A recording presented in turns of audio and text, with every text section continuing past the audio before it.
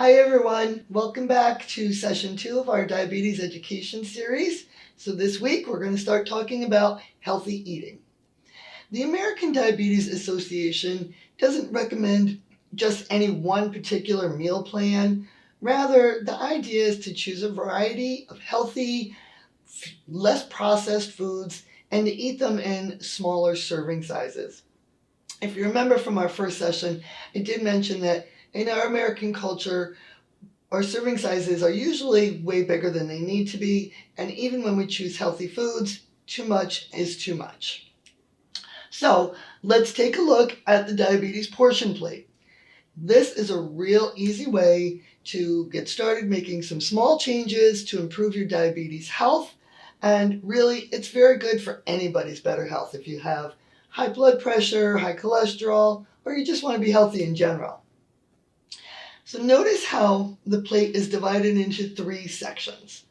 So let's take a look at what we've got. We've got a serving of protein, we've got a serving of starchy carbohydrates, and the biggest side of the plate is the non-starchy carbs. I'm hoping that some of you, when you see the potatoes on that plate, are breathing a sigh of relief, because I know you've all been told you can't have potatoes and bread and pasta and those starchy kind of carbs ever again. But in reality, starchy carbohydrates can be part of a healthy meal plan for anybody. It's just about working towards eating those in smaller portions. So now I'd like to concentrate on those 3 types of foods that are on the plate. So the proteins, this is things like your meat products. So your chicken, your pork, your beef, eggs, think cheese, dairy products. And then you've also got beans, and these are beans like kidney beans, chickpeas, lentils. For the most part, proteins don't raise blood sugar levels, but one thing you want to remember is that the dairy products and those beans especially, they're a combination. Those are protein foods and carbohydrate foods. And one thing I will say, beans are superfoods. They're really, really healthy. Lots of protein, tons of fiber, so those are great to include in your meal plan, okay? So the carbohydrates. Carbohydrates are 2 different categories. We've got our starchy carbs. So again, that's the kind of stuff that we all love. Our pasta, our rice, our bread, our corn, our peas. So again, we can still have those. We just want to eat those in smaller portions. Now, starchy carbs, I will say too, when they're not processed, they have much more nutritional value. So think of this like this: a slice of white bread, slice of wheat bread. They've both got the same amount of carbohydrates, but the wheat bread still has the fiber, so it's the more nutritious choice, okay? So then the other thing we've got are those non-starchy carbs that are taking up that good half of the plate. This is pretty much anything that you would put into a salad. Lettuce, tomatoes, cucumbers, or stuff you make for dinner like broccoli and cauliflower, asparagus. There's a really big list of non-starchy carbohydrates, so I always recommend go to diabetes.org. That's the American Diabetes Association website. You can find all kinds of information with much more comprehensive lists of both starchy carbohydrates and non-starchy carbohydrates. Okay. Ooh, I almost forgot to talk about healthy fats. So healthy fats are things like olive oil or canola oil, avocados, nuts, especially walnuts and almonds, really good heart-healthy fats in those. We're going to talk more about cholesterol in some sessions down the road, so I'm not going to really cover those too much right now. But it's good to know some types of places to get those good healthy fats.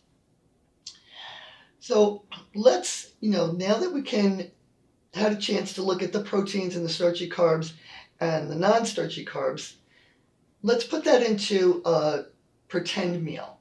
So ideally, you want most of your meals to have at least 2 of those categories. So either a carbohydrate and a protein, or a carbohydrate and a healthy fat, or some starchy and non-starchy carbs. So for example, if you were going to have breakfast, you might have oatmeal for breakfast. So that would be your starchy carbohydrate, because that's a grain. And then you could do a protein, like a small serving of yogurt. You could do some heart-healthy fats, like some almonds and walnuts. And there you've got 2 categories for your breakfast. One of the things about the proteins and the fats that are really great is that they digest slower. So they help you feel fuller sooner, and they help you stay feeling fuller longer. So hopefully those mid-morning munchies don't crop up, because we know what happens then. We go around, we find somebody's candy jar or the vending machine, and you get something unhealthy that just derails your whole day. So if you're in need of some more ideas, because that was a real small idea, I have a great website. I'm going to flash that on the next slide. This is the Diabetes Food Hub. It is completely recipes. It's all from the American Diabetes Association. These recipes were made for people with diabetes, so not too many carbs, not too many calories, not too much sodium, not too much saturated fat. And I will tell you, I have made several recipes here. I don't mind cooking. I sure don't want to spend most of my time doing it. And the recipes I chose were easy, they were inexpensive. All of the ingredients were, regular, normal grocery store foods. You don't have to go off to organic wholesale places to get anything crazy like that. And they were really good. So I highly recommend looking there. And I can see that we are starting to run out of time. So next time we're going to talk about food labels. It's not really boring. I promise it's going to be important for your diabetes toolkit. But in the meantime, I want you to start thinking about a personal goal.